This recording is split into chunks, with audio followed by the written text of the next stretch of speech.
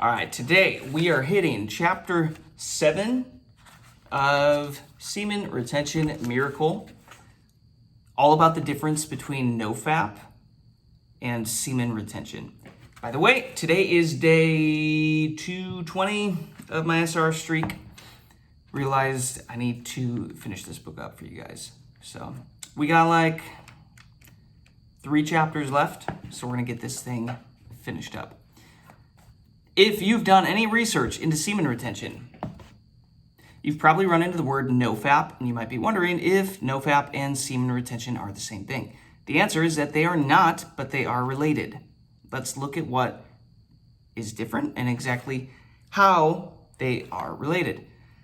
NoFap emerged out of an online conversation that started in 2011 between people who had given up masturbation. The term, which is now in fact a trademarked name and business, is derived from the slang term fap, which is internet lingo for masturbating. It comes from the sound that you make when you're engaging in self-pleasure. Okay. NoFap began as a discussion forum, but it soon became a website and organization that doesn't just promote quitting masturbation, but also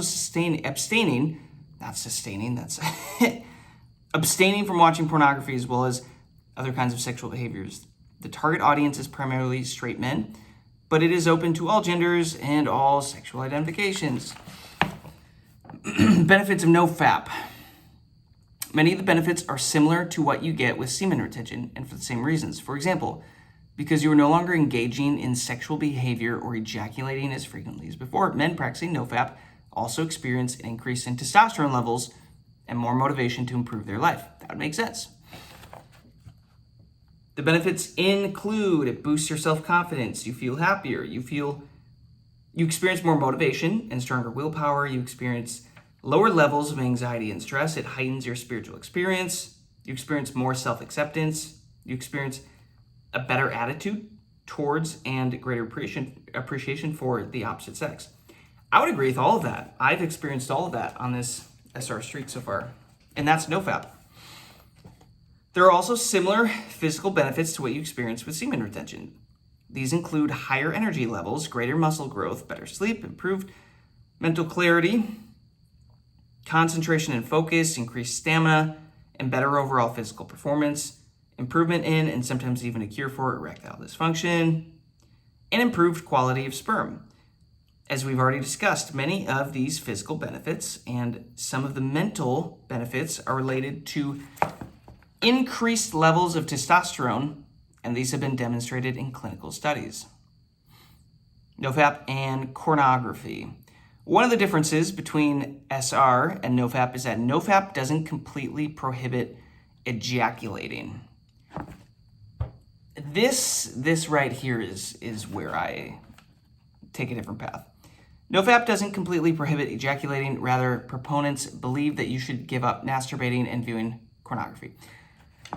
I do agree that getting rid of the masturbating and the corn is a gigantic benefit to your life, like insanely beneficial. I'm not sold on the whole you can still ejaculate thing, learning what I have so far. That has a similar effect as semen retention, given that you're not engaging in sexual activity, resulting in ejaculation as much as you would be otherwise. But when you're with a partner and have sex, they don't necessarily advocate for a dry orgasm. They're happy for you to release within the context of a relationship, whereas with semen retention, you are not ejaculating in order to reap the many benefits.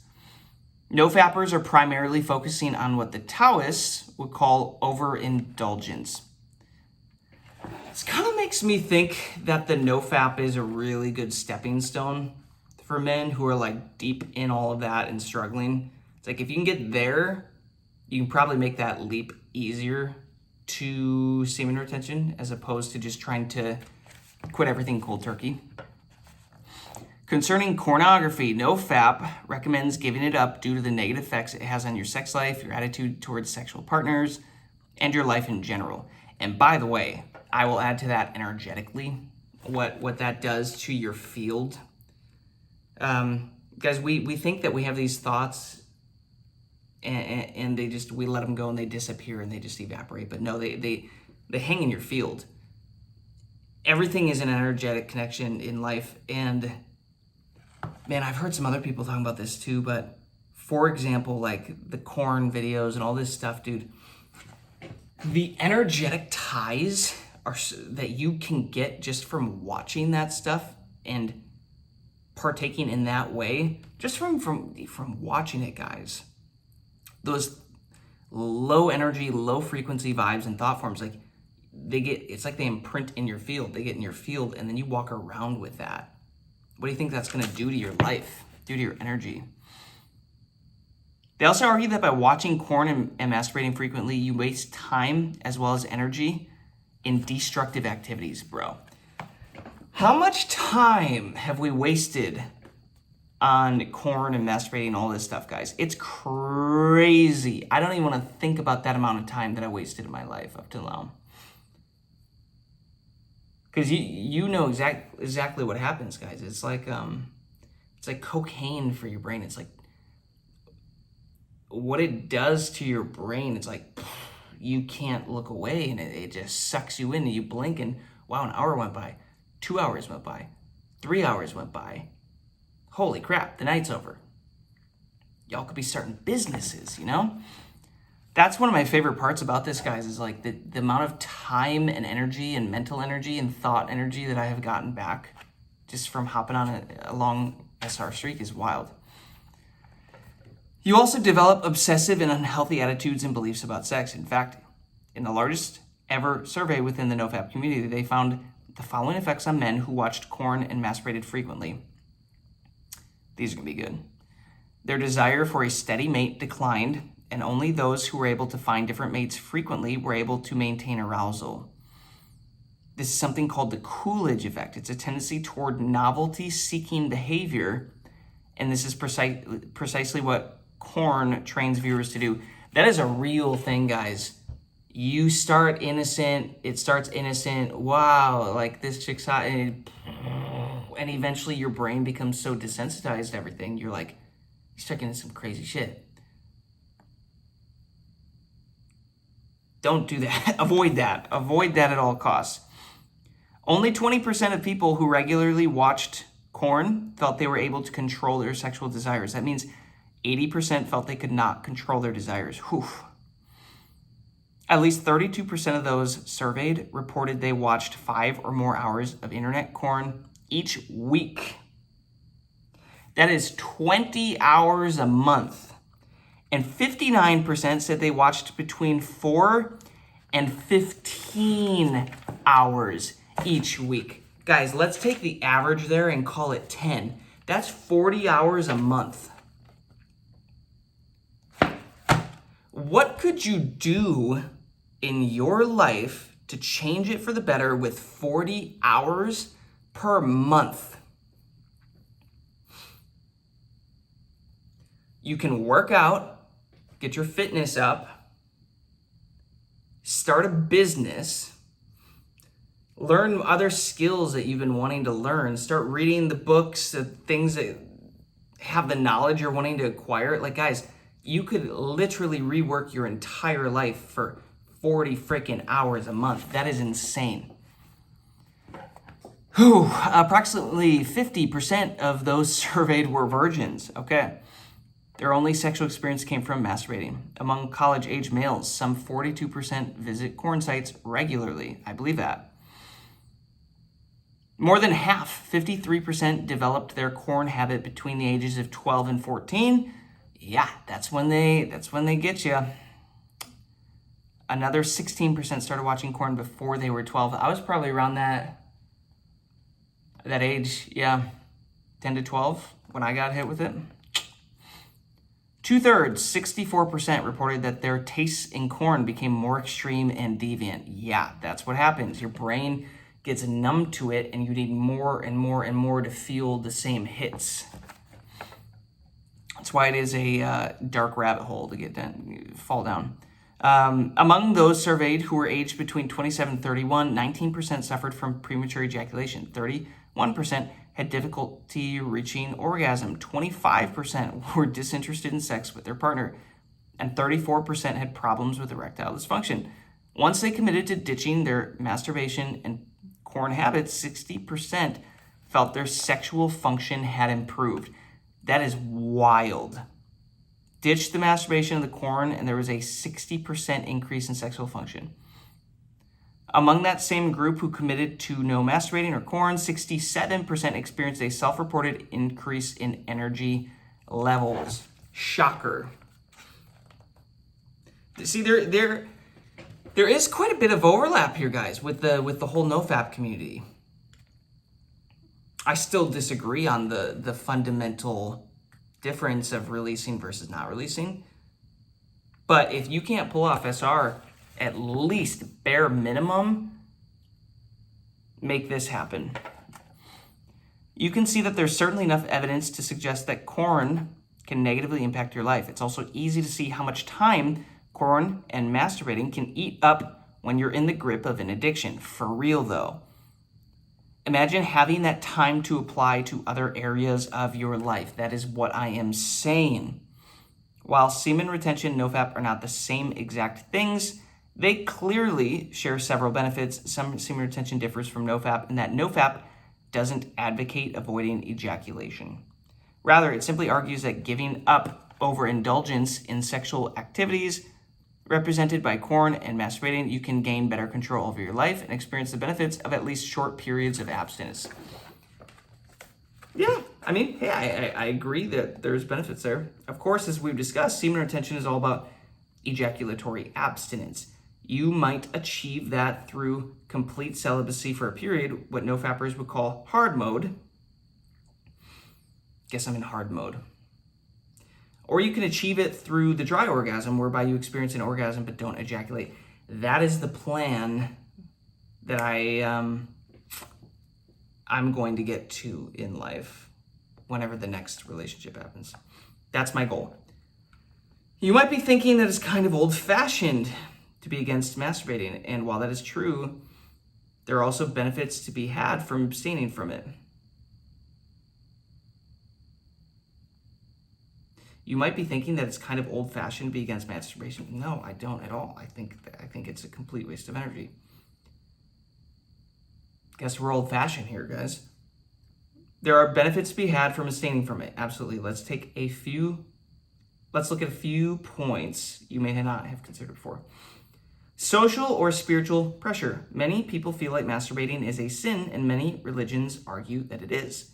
Because many individuals believe that masturbating is immoral, there's also a stigma attached to it. If you want to understand that, think about some famous people who have been caught masturbating. There's something a little seedy about them, and many people think they're immoral as a result. Think about some famous people who have been caught masturbating. What does that mean? What, the paparazzi's following, all of a sudden they turn the corner, oh. Oh no, I didn't. Bro, I don't know where that's happening. Because of the social and religious stigma attached to masturbation, a number of myths have developed designed to produce anxiety and fear in those who dare to masturbate. You've likely heard, you'll go blind, but maybe you haven't heard that it can cause you to grow hair on your hands. Haven't heard that one either. Boy, this book is really giving us some gems tonight. These are, of course, completely false, but still, the rumors persist. So if you ever see a man walking around that's just got grizzly hair hands, gooner. Because those kinds of rumors still circulate, particularly among teenagers, many people experience negative feelings of shame, guilt, and even self-loathing when they masturbate. For that reason, it's important to distinguish between choosing to abstain from masturbation and ejaculation for the benefits we've discussed, rather than feeling as though you have to because of a religious or social stigma attached to the behavior. You shouldn't feel guilty if you masturbate, but choosing not to can produce several benefits. Let's talk about this for a second.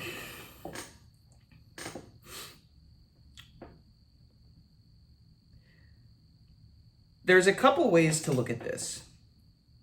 The guilt and the shame that is attached with releasing that self-pleasure, especially with masturbation. You guys know what I'm talking about. Post-nut clarity. The second that it is complete, what have I just done? Oh my God. Like, immediately your body is telling you, bruh, you done messed up. AA Ron. You done messed up. Name that quote. You done messed up, AA Ron. Because our body knows, oh, there was no woman here. I just completely released all this energy and this DNA and biology for a waste. And in that aspect, I fully believe the shame and the guilt is warranted and you should feel it. Isn't that just your body trying to tell you, hey, don't keep doing this. This is against the how we created the body, how we programmed you. Like this is going against what we want to be happening. Then there's the aspect of religion, and you can get shame and guilt when you, let's say you go masturbate, because religion is going to tell you that it's bad and it's evil, it's sinful. And you'll get shame and guilt around that. Now, I'll tell you what. I don't agree with anything around shame and guilt. If you look at the Hawkins scale of consciousness, shame and guilt is at like the very bottom. And that's low frequency stuff, and that translates into your life, and it's not great. You don't want to be there. So I don't want to support or advocate anything that like puts shame and guilt into people's lives. But then the thing is too, is like, well, guess what? Releasing this sexual energy also lowers your frequency and puts you there. So maybe it is, lately I've been thinking, maybe it is good for religion to give a little shame and guilt to people to help them rein this in and get control of themselves sexually. I even think about this with women, because I've been thinking about this lately too, is it's not all the time, but if you had to like compare between religious women and non-religious women, even though I'm sure a lot who aren't claim they're religious as well. But if you look at the two, I'm willing to bet there is a correlation between religion and having more control and protection of your sexual energy as opposed to not. For an example, I was born and raised in modern Christianity, Christian Reformed. I was terrified of going against that, having sex before marriage, just getting down that road, like terrifying. Like it was, and I wasn't always even thinking for myself. It was just out of this shame and guilt and this fear complex. Now one could say, well, it served me. It actually did help me keep that energy in when I needed it. But then there's also this aspect of, bro, I'm walking around with shame and guilt and fear. That is going to draw more of that to me because that is what's in my field around me. Just something to think about here regarding all of this stuff. So on one hand, I do think it is a good thing in a way. It does have a good effect, but it also is like has a backhanded negative effect. This shame and the guilt that's attached to the releasing everything. Interesting stuff. Underlying conditions make it difficult. Some people have health problems that make masturbation difficult for them. It can be frustrating. It can be a frustrating experience. For example, if you have erectile dysfunction, low libido, or something like post-orgasmic illness syndrome, I've never heard of that, where you become immediately ill following ejaculation, bro. Masturbating can also be difficult or upsetting if you've been traumatized sexually. I believe that. Masturbation can be addictive. Yes, anything in excess is not going to be good for your health. That's why I'm saying it's like some of these religions promoting this stuff with shame and guilt attached to it. It's actually causing a lot of people, men and women, to protect their sexual purity. It's like, okay, still don't love the shame and guilt thing, but I do like that it's helping protect that. Anything excess is not going to be good for your health, and that's just as true for masturbating as it is for drugs or alcohol. A good rule, or ice cream for bears. A good rule of thumb is that if what you're doing is interfering with your life, you've got a problem. As we've discussed, masturbation becomes addictive because it triggers the brain's pleasure centers in the same way drugs and other addictive substances do. You can tell that you might have a problem if you experience the following regarding your masturbation habits. You feel frustrated if you can't do it whenever you like. You can't concentrate on much of anything else. You do it to the point you injure yourself. You rip your dick off. Guys, you masturbate so much that one of these next pulls, you just rip it straight off. Oh God, what have I done? See, this is why you want to jump on semen retention.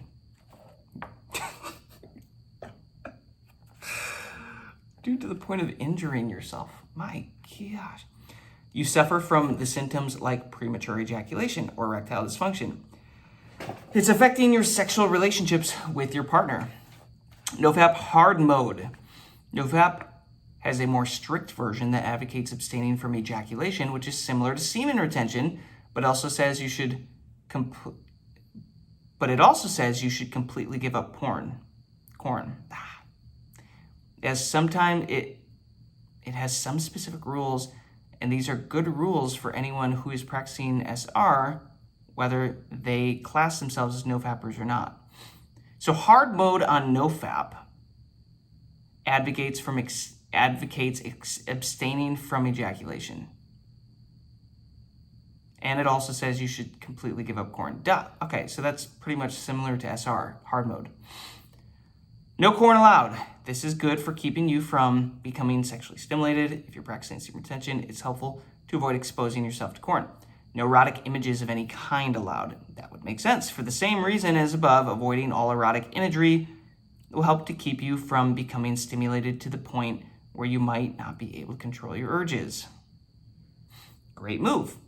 No masturbating, even without corn. While it is possible for you to orgasm without ejaculation, it takes a great deal of muscular control, and if you're masturbating a lot, it's going to be more difficult for you to achieve that. No orgasm, again, it is possible to have a dry orgasm, but it's not easy, so it's better to avoid orgasms in this case. I'd agree with that. No sex. This is particularly true if you are just getting into semen retention. Of course, you may also choose celibacy, but if you want to have sexual relations with an intimate partner, you should avoid having sex until you feel you have adequate control over your orgasms. Okay? No lusting. Lust leads to impulsive behavior, and that's generally not conducive to semen retention or NoFapping. Follow these rules for at least 90 days. Once you have control over your sexual desires and behaviors, then you can choose to resume some degree of sexual activity. So that is what NoFap hard mode is, by the way. That's not SR, that's NoFap hard mode. Man, 90 days, I'm getting close to my third lap of that. Hard mode is definitely a difficult choice for someone who is just starting out, but it's necessary to gain control over your sexual behaviors. It depends on your level of addiction to sex and masturbation, but for many people, hard mode is a definite must. It will help you build a good foundation for mastering your own desires, and it helps you gain the benefits of either NoFap or semen retention much faster than if you continue to engage in sexual activities sporadically. That is, guys, that's why on my streak right now, I think today is day 220 of this streak. This is why I'm not having sex. This is why I'm not dating right now. I'm not having sex. It complicates things. And I'm more interested right now in obtaining the benefits faster with less complications. If you are uncertain about whether it's right for you, just ask yourself the following questions. Is corn, masturbation, or other kinds of sexual activity, PMOing, stopping me from achieving my life goals? Have I accomplished my life goals for the age I have reached? Do I even know what my life goals are? Some of y'all, that's a really big problem. You got to start there. And I will say this, the more The deeper that I get into SR on the street, guys, the more locked in on my goals I am, the more clear they're becoming, that like my life purpose is becoming. I'm getting ideas of how to, combine these things. Like there's a big benefit there. Do I have the willpower to engage in sexual activity without ejaculating? I think I can. I think I'm there. I'll be real. The last chick that I was with, I had to like choose to release. So I do think I am there with that, but again, I'm still avoiding it because I would prefer to keep all this sexual energy circulating right now and get the most benefits that I possibly can out of it.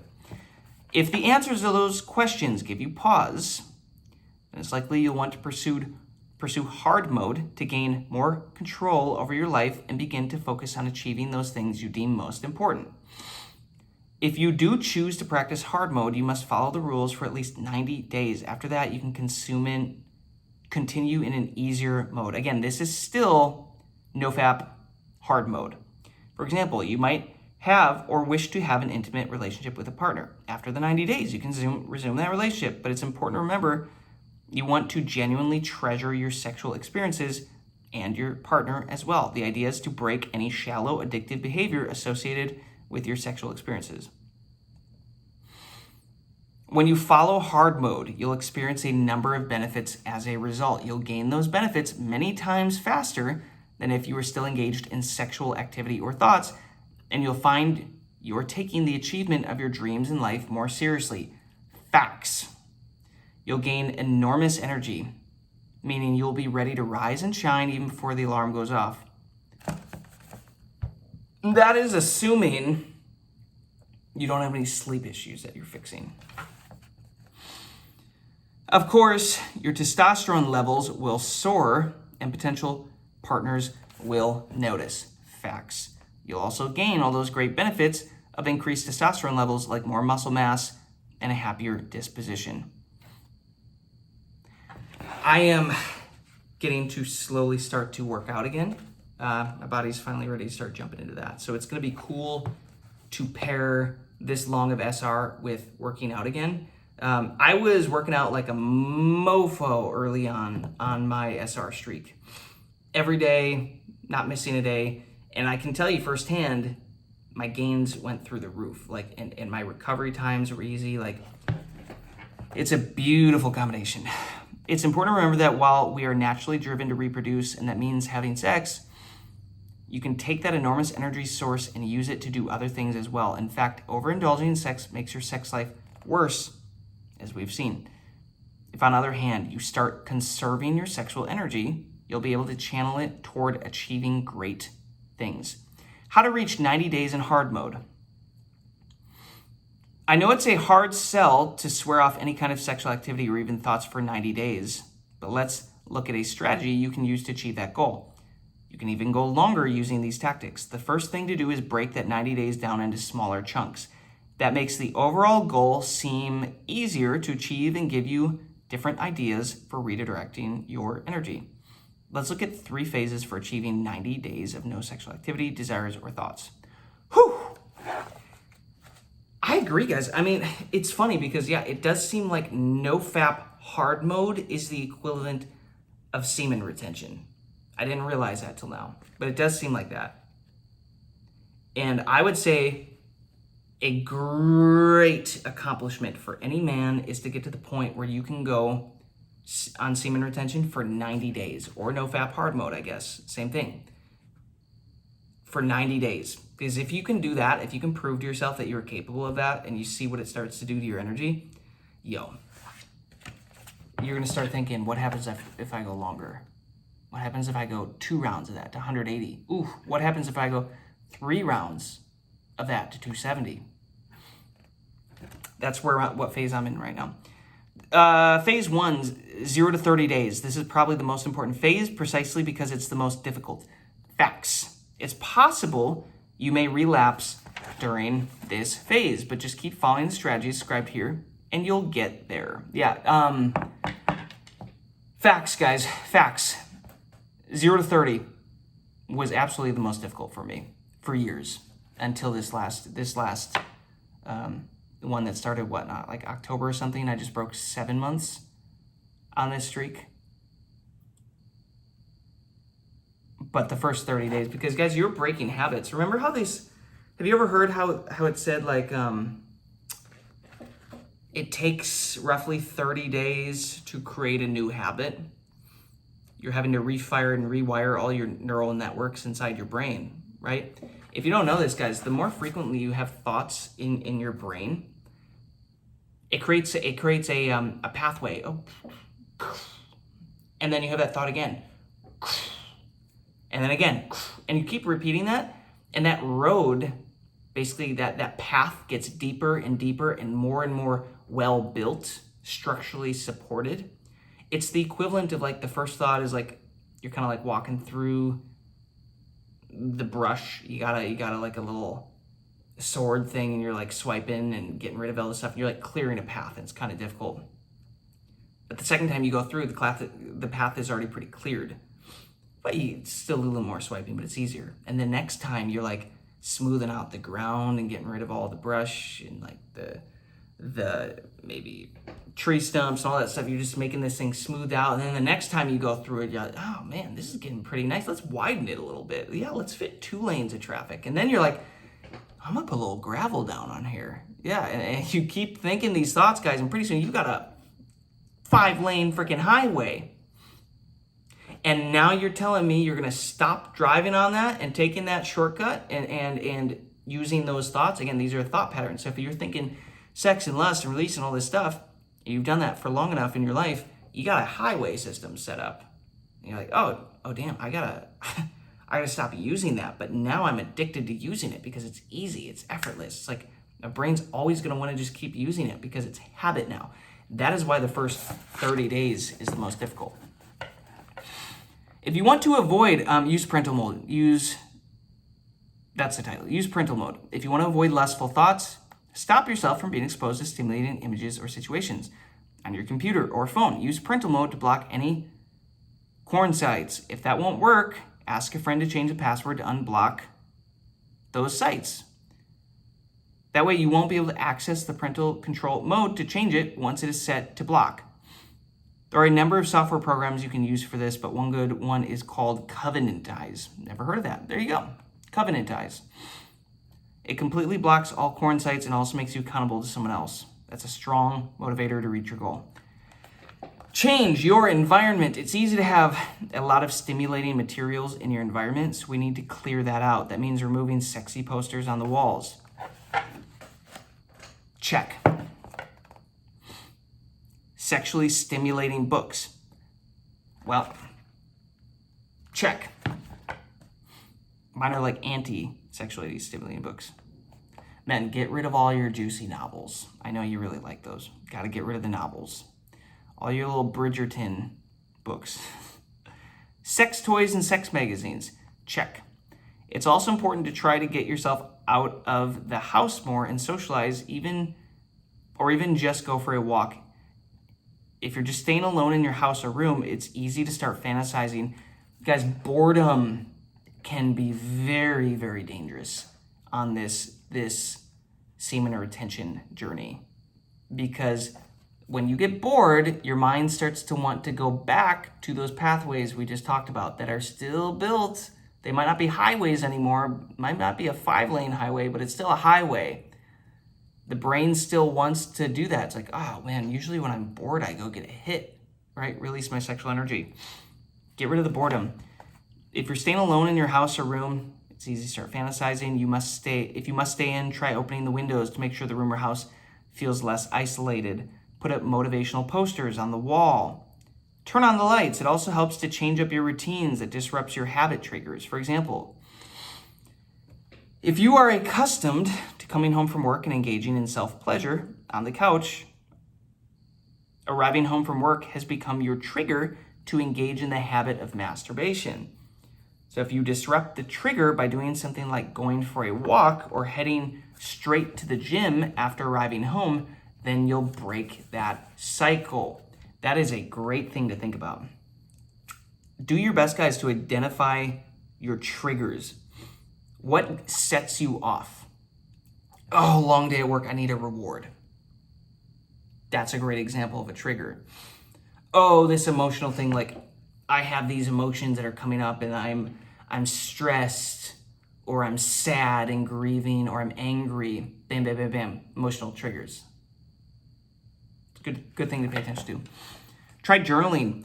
This can help you express your feelings, but it's important not to write an erotic novel here. Yeah, that's probably a good thing to avoid on SR. Instead, you sit down to journal and you're just drawing boobies. That's not gonna work. Instead, focus on defining your goals, writing about why this is important, and discussing what you intend to do with your newfound energy. You might be rolling your eyes at the idea of keeping a journal, but you'll be surprised at how much this technique can help you achieve your goals. It's a great habit. Exercise can put you in a good mood since it's releasing endorphins, your body's feel-good hormones, and it will keep you occupied and keep your mind off sexual activities. As a bonus, it will get you into great shape. Highly, highly recommend you add working out to your journey. If you're like me, you had to take 4 months to lock in on doing detoxes and herbal supports and remedies for your organs and stuff like that. But I finally muscle tested that my body is ready to start working out again. So I'm like, I went and checked out some gyms, guys. There's one that has a sauna built in because I'm wanting to get back into that. So I might start doing that. It's got like kickboxing classes and stuff built in. I'm like, oh, this is actually pretty dope. So I'm quite excited for that. But I've been just slowly getting myself back into that habit again, just getting into the push-ups and just doing some chill stuff early on to just get the base laid again. Every day, just getting some few rounds of 20 push-ups, a bunch of crunches, slowly doing more curls and, tricep dips and, just walking more, getting more like getting prepped, getting ready for it. Cause I'm the type of guy that when I decide to do something, I jump all in. So I want to make sure that I'm ready to go all in on that. Phase 2, okay, 30 to 60 days. By the time you're in this phase, you're doing pretty good. It's difficult to even reach 10 days in hard mode. So take a moment to congratulate yourself if you've made it this far. 220, baby. 22 times 10. By this point, you have less of a chance for a relapse, but you still can't relax. Facts. You've got to keep up all the things you're doing in phase 1, but now we'll add a little purpose to your journey. This means identifying what it is that you want to do with your life. It's easy to let sexual pursuits distract you from your life's purpose. It is also important to identify what that purpose is so you can focus your sexual energy on achieving it. Facts.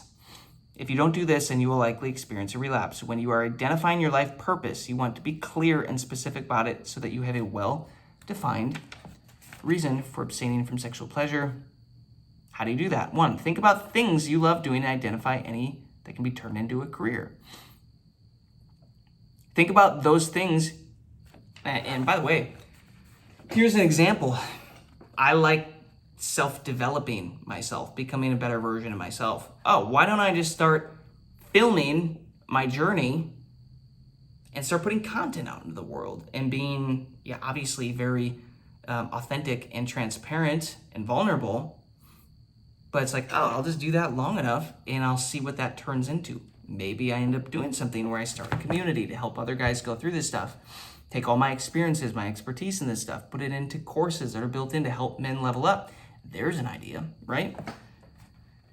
Think about those things you find easy to do. Are there any possible career paths?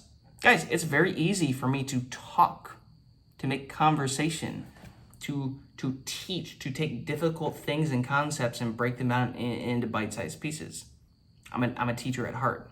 So this was the natural next step for me.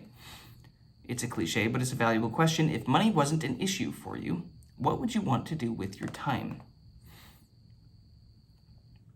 Once you've determined what you feel is your life's purpose, write it down. Write it out clearly and specifically. If your goal is to become a millionaire, Be specific about how much money you want to earn. If your goal is to become an artist, determine what kind of artist you want to be, how much money you want to make, how famous you want to be. It's in this specificity that you start to put your brain to work on the subconscious level to achieve what you've set as a goal. For my artist network community, for my record label, we're teaching artists now how to grow and skill their careers into successful music careers like we've done with ourselves and our music and our artists. And one of the first things that we now make our artists go through is recognizing where they currently are and then figuring out what their dream location is. It's like a GPS, guys. Y'all need to get real with yourself about where you currently are as a man, and then on this SR journey, lock in about where do you actually want to go. Okay, now we have a map. Now we can plug those coordinates in and figure out the path to get there. Next, write out a plan for how you will go about achieving your life's purposes. What do you need to make it a reality? Do you need more education or training of some kind? Do you need to get certain materials? Whatever you need to do to make this your lived reality, write it down. The steps you need to take will be milestones to achieve on your way to your broader goal. And when you achieve them, celebrate that accomplishment. At this point, determine a timeline for accomplishing those goals. Be sure to give yourself enough time for each milestone, because if you don't, you're setting yourself up for a failure, so be realistic. Once you've defined your goals, your overall goals, and your milestones to achieving them, set up daily, weekly, monthly, and even yearly planning meetings with yourself. In your daily meetings, begin by reading your goal out loud and planning what next steps you will take that day to get closer to your next milestone. In the weekly meeting, you can plan the following week's milestones, celebrate what you achieved in the previous week, and adjust your timeline for any milestones you could not achieve. In your monthly meetings, you examine what you achieved and make adjustments for the following month. And in the yearly meetings, you have a broader overview of what you have achieved and any adjustments you need to make. You're treating your dreams like you would a project you're managing for a company. That will keep you accountable and on track. Isn't it interesting, guys? We can go work for other people, go work for other jobs, and put everything into that. And then when it comes to your dreams and things you want to accomplish, you don't get as clear as you should. There's a gem in there. During this phase, you also want to replace habits like masturbation and porn. It's important to have something to do that relaxes you as long as it's something that is not sexually stimulating. Developing an exercise plan, taking up painting. You guys want to paint? Take up painting, guys. Not the painting where you get to go to the class and paint the really sexy naked woman. Not that kind of painting. I could see how that would be a problem. Although, sounds like a lot of fun. Read a good book or hang out with some friends. Take time to enjoy your life and smell the roses. We don't have roses around here, but there are some other flowers. In fact, it's likely you're just now noticing the roses after quitting sex for this long. So really take them in with your whole being. I will say, the longer that I go without sex and releasing the sexual energy, my senses are aware of other things. I'm finding I'm getting pleasure out of other things. Like, dude, sometimes I'll take a walk late at night and I swear I'll smell like the most pleasant flowers, almost like a woman with the most fantastic pheromones or whatever they spray was like walking ahead of me, and I'm like getting all of that like wafted in the air. It's like, oh my God, like what is that? But there's no chick there. It's just like flowers in nature. And I'm like, I swear my nasal senses, my smelling senses are becoming more noticeable, more extreme, or maybe not even stronger, but just more appreciated. It's a real thing. Phase 3, guys, day 60 to 90 days. This is a long freaking chapter. Okay, we're almost done. Hang in there. Phase 3, 60 to 90 days. This is the last phase, and if you've made it this far, it will be the easiest phase. I will say this, guys. The longer that you go on semen retention, it does get easier. From the standpoint that the physical urges and the desire to relapse, those pretty much go away, because that highway is now been paved over and completely just filled in. It's not a highway anymore. And now instead of that highway, we're actually taking a completely different route that has now been built, and that is the new 5-lane highway. So it's easier to think and act that way because you have new habits, systems built up now, networks, neural networks built up now. But I will also say the flip side is the longer that you go on SR, the battles become the internal changes and the transformation, the emotions coming up that you have to deal with, the things that you're realizing you're falling short in life on that you now have to recognize, face head on and deal with and figure out how to become a better version of yourself through it. That really is the next test. So this is the easier of the phases, 60-90, but that doesn't mean that it will be a problem-free phase. This is where you need to get back into socializing and back into your life. I am starting to feel a desire to start to socialize more and go out more. You're going to do it without the goal of having sex, but instead you'll want to focus on your friends and family in a way that you might not have been doing for some time. Really get to know and understand them. If you don't have anyone close to you, go out and make some new friends. It's easy to isolate yourself when you've been overindulging in sexual pleasures, particularly those like masturbation and porn. That's why it's important to go out and start living your life again. However, you need to avoid putting yourself in situations where you're going to feel like having sex.